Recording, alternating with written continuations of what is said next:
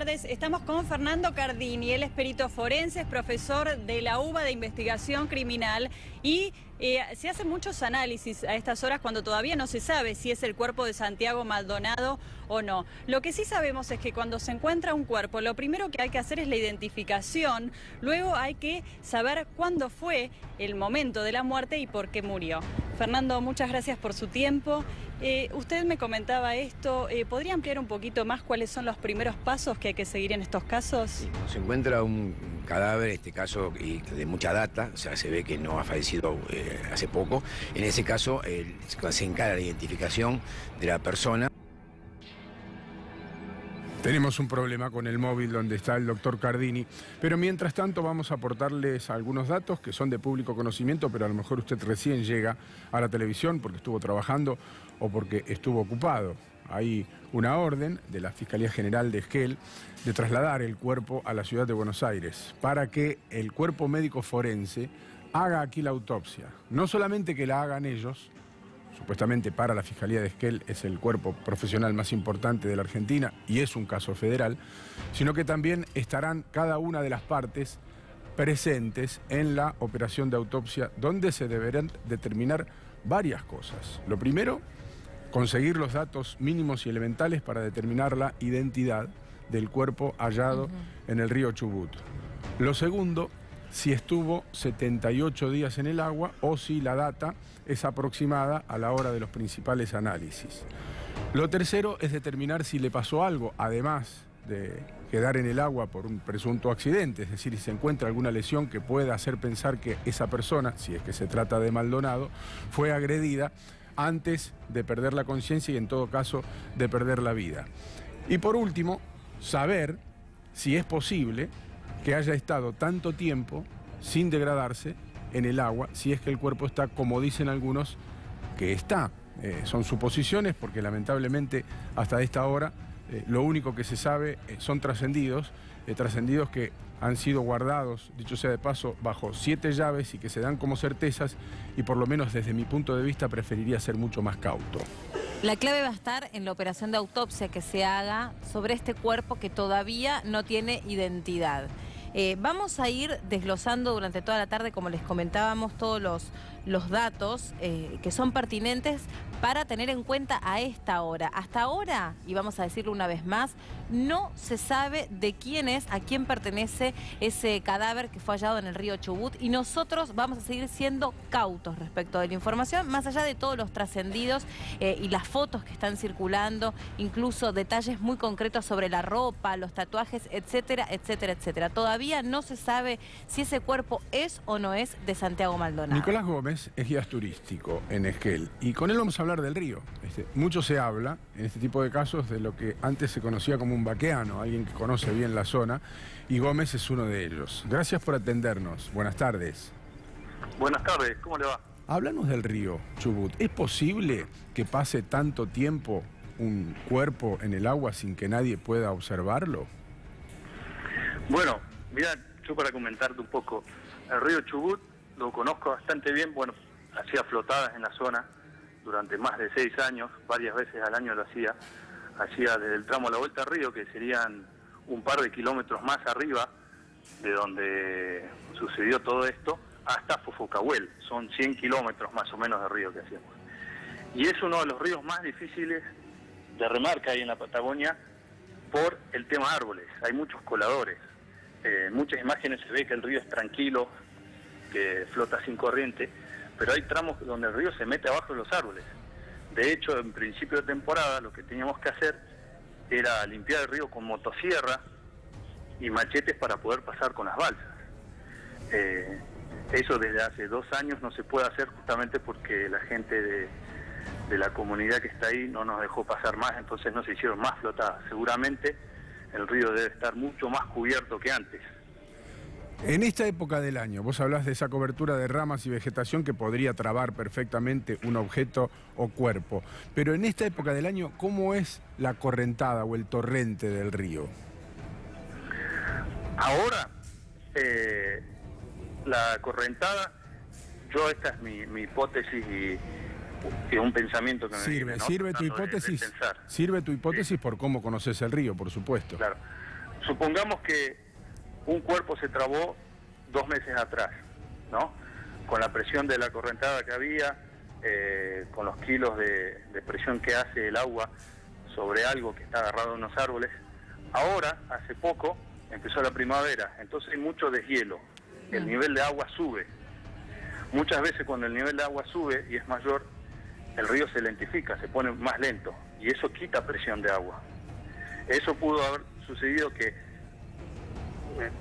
por decirlo de manera, si el cuerpo estaba atrapado por presión de agua y el agua se hizo más lenta, se haya liberado el cuerpo y haya aparecido en un lugar que antes no estaba. Nicolás, ¿qué profundidad máxima puede alcanzar el río con este deshielo que mencionas vos? No, con la profundidad ahora hay ciertos pozones que tienen 3 metros. 3 metros. Sí, de profundidad máxima. Puede ser más también, hay veces que, viste, ni siquiera se ve el fondo. Sí, no, lo que se describe sobre las orillas de este río es este tipo particular, esta especie particular de sauce que arma como especie de coladores con sus raíces. Claro, eso es lo más peligroso del río. De hecho, nosotros cuando íbamos con clientes, íbamos bastante precavidos, ¿no? Y les dábamos una charla de qué era lo que pasaba si ellos caían en el agua. En esa circunstancia, cuando tenés ramas en las 2 laderas del río, lo menos que tenés que hacer es agarrarte una rama. ¿Por qué? Porque el sauce es un árbol de rama blanda. Entonces, vos te agarrás y la misma corriente hace que te empuje y te meta abajo de las ramas. Lo que tenés que hacer es mantenerte en el medio del río hasta que veas una costa despejada, digamos una playita de arena, y ahí tratar de llegar a la costa. Sin tocar nada. ¿Conoces, a partir de tu conocimiento y de los años que se vaya en el lugar, a alguien que haya tenido un accidente, que haya desaparecido en el río y que haya aparecido tanto tiempo después, o generalmente se encuentran antes? No, la verdad que desconozco que haya pasado algo en este río. Sé de un río que estaba cerca de una persona a principio de... Yo digo temporada, porque la temporada que hacíamos nosotros empezaba en noviembre. Un hombre en otro río que se llama Río Regavia no sabía remar, se dio vuelta con el bote y por la hipotermia, por las temperaturas del agua que tiene en esta época, le agarró un infarto en pocos minutos y bueno, lo encontraron un río más abajo enganchado en unos árboles, pero es un río con unas características totalmente diferentes, ¿viste? Mucho se puede ver en cualquier lugar. En este río hay zonas donde el río se mete entre los árboles y no hay manera de meterse ahí. Yo trataba de imaginarme cómo van a ser los de prefectura para poder escanear o investigar esas zonas donde el río se mete abajo de los árboles. Me pregunto, la pregunta concreta era si vos creés que puede estar tanto tiempo el cuerpo. Recién me dabas parte de la respuesta diciendo, bueno, está tan cubierto que es muy difícil de rastrear o de rastrillar. Pero si crees que puede estar tanto tiempo un cuerpo en un río tan cristalino, más allá de la vegetación, durante tanto tiempo. Para mí sí, puede estar. Depende del lugar, el colador. El río hace mucha presión y puede estar ahí abajo. Ha pasado que hemos perdido, no sé, llamen los coolers o heladeras, y no las encontramos jamás. Y es una caja grande, blanca, ¿viste? Claro. Y eso cuando se te mete abajo de los palos no lo encontrás más. ¿Qué extensión total tiene el río, sabes? ¿Extensión total? Sí. ¿De dónde nace? Desde Bariloche. Sí, creo, pero puedo estar equivocado, está cerca de los 400 kilómetros. Sí. El tramo que hacía yo son más o menos 100. Sí, y dicen que es frecuente que, por ejemplo, o como decías vos, un objeto o alguna persona que sufra algún accidente aparezca a unos 300, 400 kilómetros metros de distancia respecto del lugar a donde se sitúa como el lugar del accidente o de la pérdida. Eso suele ser frecuente. Sí, no es frecuente porque uno no pierde cosas todos los días. Para mí es un 50 y 50. Hay veces que las encontrás y otras veces no, pero tampoco no hemos perdido tantas cosas como para decirte un promedio o una aproximación. Nicolás, gracias por habernos atendido. No, de nada. Que tengas buenas tardes.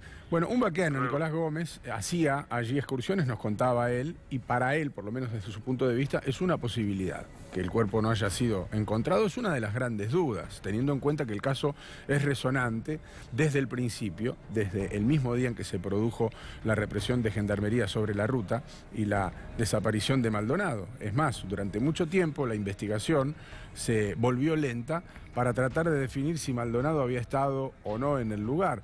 Aquellos que aseguraban que el joven artesano había participado del corte, decían obviamente que estaba allí, pero los testimonios no fueron tomados inicialmente por los investigadores, por la investigación, por la Fiscalía y por el juez como válidos. Después sí se incorporaron a la causa y empezó a determinarse que, bueno, sí, Maldonado había estado en el lugar, algo que lamentablemente de alguna manera retrasó la investigación. Y después hubo evidentemente algunas malas decisiones y algunos trabajos mal hechos, no podremos determinar jamás si por error u omisión, que hicieron que en el lugar donde debía estar aparezca un cuerpo 78 días después, si es que efectivamente se trata del de Santiago Maldonado, ¿no? Es muy interesante y revelador el dato que aportaba recién este guía de turismo sobre la advertencia que se le brindaba a los turistas que solían navegar el río Chubut o suelen navegar el río Chubut, porque casi como un reflejo atávico uno tiende, si se cae al río, a tratar de retenerse de cualquier cosa que esté a su alcance, sea una rama. Pero esta particularidad de sauces, dice él, justamente podrían convertirse en una trampa de la naturaleza. Esta reacción de querer manotear una rama, esa misma rama muy endeble, como particularidad de este tipo de especie de árbol, podría provocar justamente que uno quede enredado y sumergido. Y después por la propia, el propio deshielo de la montaña, el cambio que va surgiendo por supuesto desde agosto hasta ahora, puede ir variando la corriente y el caudal del río y hacer que bueno, el cuerpo pueda reflotar. Pero todo esto, más temprano que tarde, con el examen de autopsia se va a saber, porque se puede analizar el cuerpo y se puede analizar también, por supuesto, toda la especie marina que esté alojada en el cuerpo para poder determinar cuánto o hace cuánto ese cuerpo estuvo en el río.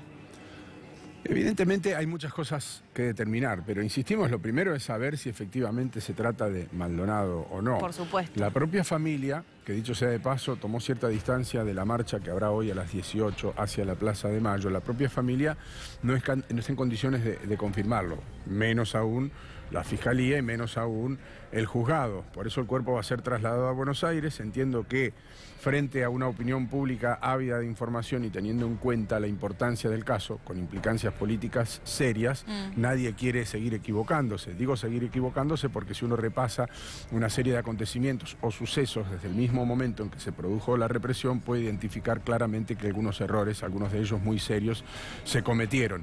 Por lo tanto, evidentemente llegó la hora, por lo menos para los investigadores, de ser mucho más cauto. Allí es que se producen algunas dilaciones en la información que hace que a partir de ahora fluya con más lentitud. Pero claro, estamos ante una situación que es muy compleja. Hablamos de un cuerpo a 300 metros río arriba del lugar donde se produjo la represión. Hablamos de un cuerpo que se encontró en la zona donde ya había sido rastrillada. Alguien va a decir, bueno, no se rastrilló específicamente en ese punto, pero estamos hablando del mismo círculo, digamos. No es que apareció a 30 kilómetros, sino que estaba a 300 metros del punto.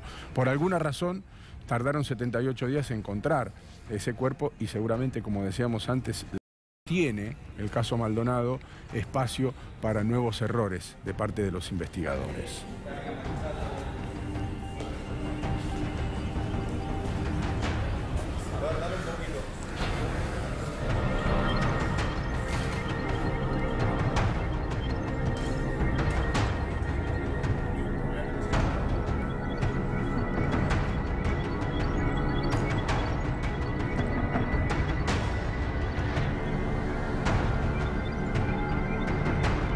Estamos trabajando en vivo con Pablo Mesina, está en la morgue. ¿Cómo andás, Pablo? Buenas tardes.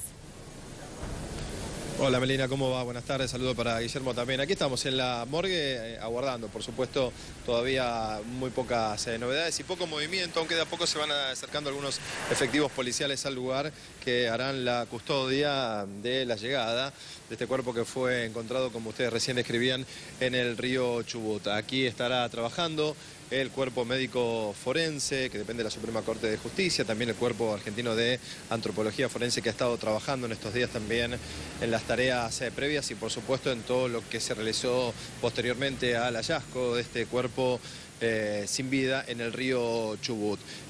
Por ahora no mucha información. En el día de hoy habrá que ver a qué hora llega el cuerpo, ¿no? Pero claro, es muy difícil que se pueda realizar alguna tarea y también no se dijeron que probablemente mañana tampoco se realicen y por supuesto también que estarán trabajando en este lugar todas las partes por pedido de la Fiscalía de Esquel, que ha pedido que participen, bueno, para evitar después dilaciones y que tenga que volver a realizarse una nueva autopsia, que todas las partes de la querella, incluido también quien tiene que ver con Gendarmería, fuerza sospechada en todo el procedimiento, que también esté participando de esta autopsia que será realizada bajo este protocolo de Minnesota, un protocolo que fue realizado en el año 1989 por Human Rights y adoptado posteriormente en el año 91 por Naciones Unidas, que es un protocolo especial que se realiza para poder determinar si el cuerpo sin vida fue sometido previamente a torturas. Esto ha sido pedido expresamente también por la Fiscalía y se va a adoptar entonces cuando se realice la autopsia aquí en la morgue judicial de la Ciudad de Buenos Aires, donde estamos ahora. Por ahora poco movimiento, ya nos han anticipado que se van a cortar las calles laterales para el momento en que llegue el cuerpo, que tiene que ser trasladado desde Esquel a la Ciudad de Buenos Aires para que con todos los elementos y por supuesto la capacidad técnica y física de este lugar se puedan realizar todos los peritajes correspondientes para poder determinar, bueno, todo lo que hay que saber, ¿no? Exacto. ¿Qué pasó? Si hubo tortura previa aplicando este protocolo de Minnesota, exactamente quién es, la identificación por sobre todas las cosas y poder determinar, bueno, cuáles fueron las causales, ¿no? Y si el cuerpo estaba allí desde el momento de, si llegara a ser de Santiago Maldonado, desde el momento de su desaparición o si fue puesto allí en el lugar en forma posterior y las causas, ¿no? Para determinar qué fue lo que ocurrió. Así que por ahora esto es lo que está ocurriendo aquí en la morgue judicial. La clave de la información, sin lugar a dudas, va a pasar por lo que pueda extraerse del cadáver, de este cuerpo hallado en el río Chubut, con tecnología, con profesionales de primera que trabajan en la morgue judicial, que ya conocemos por casos anteriores, a donde más temprano que tarde, y por ahí lo último que se termine sabiendo en concreto es el examen de ADN, pero todo lo otro, lo que vos hacías referencia, se va a terminar conociendo a través del cuerpo, que también supimos está o ha sido conservado por lo menos hasta las 21:30 horas dentro del río a pedido del juez. Eso es lo que había solicitado el juez, por eso también se está demorando todo el operativo del traslado. Ya volvemos con vos, Pablo. Exactamente. Es bueno contar en este programa con Paulo Cablan. Vamos a hacer un resumen de todos los acontecimientos. Fue Cablan el que ayer en este programa dio como anticipo que habían encontrado un cuerpo en el río. No cambió mucho la información desde entonces, más allá de algunos detalles que se fueron aportando. Muchas dudas, pocas certezas, pero esta es la información precisa que siempre tiene Paulo Cablan. Bueno, ¿qué tal? Buenas tardes, un gusto saludar, un placer estar con ustedes en este horario. A ver, si les parece vamos a repasar lo que se sabe hasta ahora y lo que se va a intentar averiguar. Me hice un punteo. Primero la identificación. ¿Es Santiago Maldonado? Es la pregunta por estas horas. A ver, voy a ser bien preciso sobre este punto. Ayer para alrededor de las 6 de la tarde, no más, había algún perito, había gente de prefectura, gente de la federal, fiscalía y juzgado. De acuerdo a los datos que ven en el lugar, a partir de testimonios, por ejemplo, del testigo Santana, que es el que cuenta que Santiago tenía un pullover, ese pullover tipo artesanal creo que se dice lana cruda. Claro, sí. Hacía frío, entonces él le presta un buzo con capucha de color entre celeste y azul, con algunas descripciones. Eso lo aporta el testigo Santana. Ese buzo, el mismo buzo, tenía el cuerpo. Ese mismo buzo, o idéntico. El largo del cabello, el largo de la barba, entre otros detalles, llegan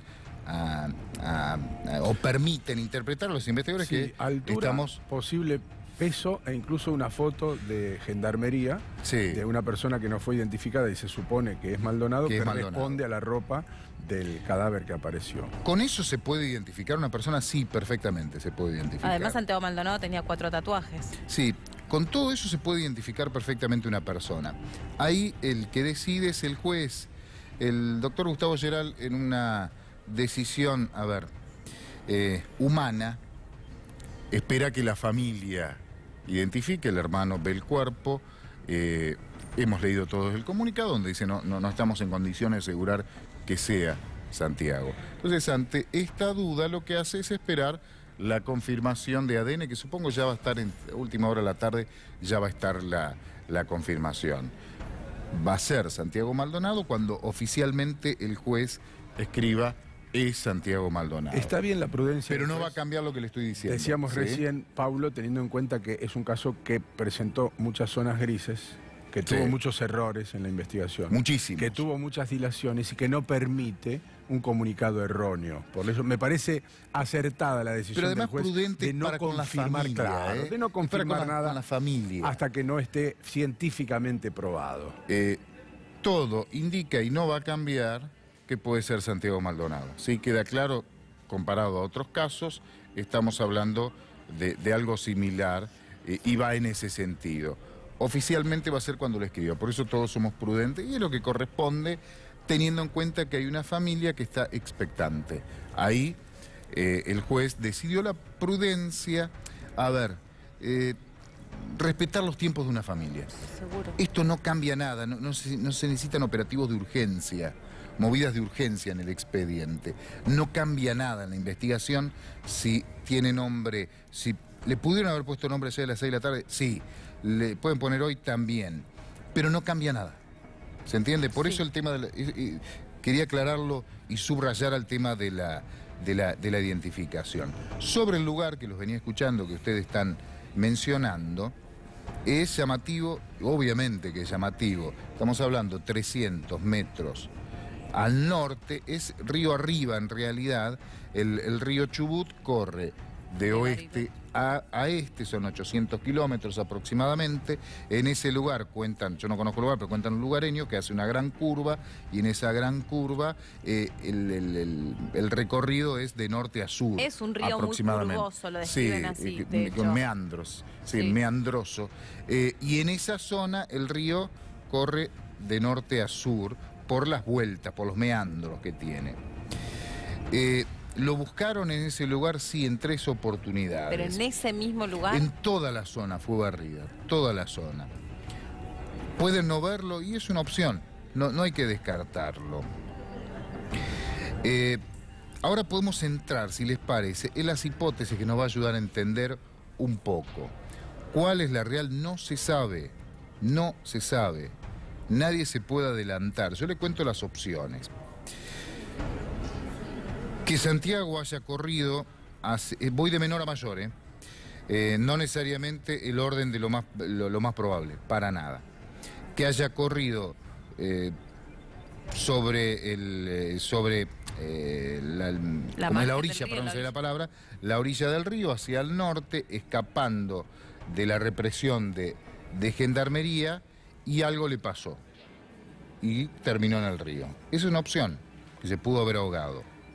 La segunda, que fue perseguido por un gendarme, fue agredido y esa lesión le provocó que cayera al río. Tercera opción, que haya sido víctima de un homicidio en otro lugar y que esa sea la escena secundaria del crimen. En otro lugar asesinado y después arrojado en ese lugar como un lugar de descarte, lo que se llama escena secundaria del crimen. Esas son las 3 grandes opciones, las 3 grandes hipótesis. Digamos, poder conocer cuál de todas hipótesis... Mucho peritaje. Pero se va a poder determinar. Eso esperemos. Eso esperamos. Tal vez parcialmente. Enseguida vamos a profundizar en eso. Tal vez además, parcialmente, porque se puede determinar, por ejemplo, si falleció por asfixia por inmersión, porque hay datos que precisamente podrían determinar si murió ahogado o no, pero a lo mejor el tiempo que lleva el cuerpo en el agua no puede determinar si fue por una lesión previa, todo el si tiempo fue en el porque agua. lo golpearon, si fue porque perdió la conciencia. Hay cosas que el paso del tiempo lamentablemente juega en contra. Pero algo se puede encontrar. Sin duda. Si estuvo todo el tiempo en el agua, si estuvo todo el tiempo en ese lugar, porque puede haber estado en otro lugar, en otro tipo de agua, todo eso se puede determinar. Sí. Es una cuestión de medicina forense. La data de muerte sí se va a poder determinar. Data de muerte, eso es muy importante, pero ahí va a haber un problema. Hoy estoy hablando con varios forenses. La precisión. La precisión. Sí, te puede dar 3 días más, 3 días menos. Estamos hablando de 78 días de desaparición. 78 días. ¿Vieron que cuando hay una data de muerte de otros casos entre 24 y 36 horas, no es preciso, no es 5:55, es entre 24 y 36. Cuando se precisa una data de muerte exacta es porque el forense te indica, estamos hablando de cualquier otro caso, un caso hipotético, entre 24 y 36, pero sí, hay un testigo que ve que al minuto, a la hora 5:17 minutos, pasa caminando por un pasó lugar. Y hay un hombre que se cae porque otro efectuó un disparo. Entonces ahí es precisa. Sí, vas achicando la margen dentro de esa amplitud que te arroja la pericia. Hay varios estudios que van achicando el margen de error, pero no es exacto. Sí. Cuando estamos hablando de 78 días, la imprecisión es aún mayor. Todavía más. La brecha es mayor. ¿Qué van a decir los forenses? Posiblemente. Entre 30 y 60, entre 60 y 90. No es preciso, pero no es preciso en días. No va a ser preciso en una semana. Va a haber una aproximación en 10 días, que puede ayudar a interpretar claramente qué pudo haber pasado. Pero el forense no va a decir, porque no tiene herramientas además, para decir murió hace 78 días o 78 días ante el hallazgo. No. Por un lado va a estar la información que arroje el cuerpo y el pool de vísceras y todo lo que supone un examen de autopsia, pero también la vegetación del lugar. Sí, obviamente. Creo y tengo entendido, porque lamentablemente algunos periodistas recibimos algunas imágenes que por supuesto de ninguna manera las vamos a hacer circular ni se van a publicar, pero que se ve que hay como un componente de algas. Sí, o sea que todo eso también se va a poder cotejar. Los forenses te cuentan que depende el tipo de agua, el tipo de mineral, el tipo de componente orgánico que tienen los pulmones. Puede interpretarse que murió ahogado en ese río o en otro lugar, si es que murió ahogado. Si murió por un golpe, por un disparo o por lo que fuere. De eso va a haber alguna aproximación. La data de muerte nunca va a ser precisa en este caso. Pero no hay que dejar de analizar un dato cierto y preciso, que hoy ya no tiene dudas en el expediente, pese a que en los primeros 29 días siempre se dudó. Bueno, algunos dudaban hasta hace pocas horas. Lo que pasó, algo ocurrió el 1 de agosto. De eso hoy no se puede debatir que algo ocurrió el 1 de agosto. Eso es una certeza. Es una certeza. El 1 de agosto, pese a que se perdieron 29 días hasta que la familia aportó un video, se perdieron 29 días en la investigación en discutir ese detalle. Hasta que la familia aportó un video, porque a los mapuches no le creían, porque buscaban otras hipótesis equivocadamente, por lo que fuere. Lo que está claro que el 1 de agosto, Santiago Maldonado estaba en la Ruta 40 manifestándose junto a un grupo de mapuches. Y que hubo un desalojo, una orden judicial de desalojar la Ruta 40, que se transformó en una, al menos, irregularidad, que Gendarmería se metió en un lugar que no podía meterse, que se produjo un enfrentamiento, que terminó con una represión y ahí Santiago Maldonado desapareció. Por eso, Y que termina con una esa fecha es desaparición, importante. porque por ahora tenemos que decir eso. Es una termina con desaparición. A partir de ahí se puede analizar, se puede investigar qué pudo haber ocurrido. ¿Qué pasó con Santiago Maldonado? Realmente no se sabe. Hay que esperar la autopsia y hay que esperar todo la catarata de estudios forenses que se van a hacer en las próximas horas. En este marco, muchos esperaban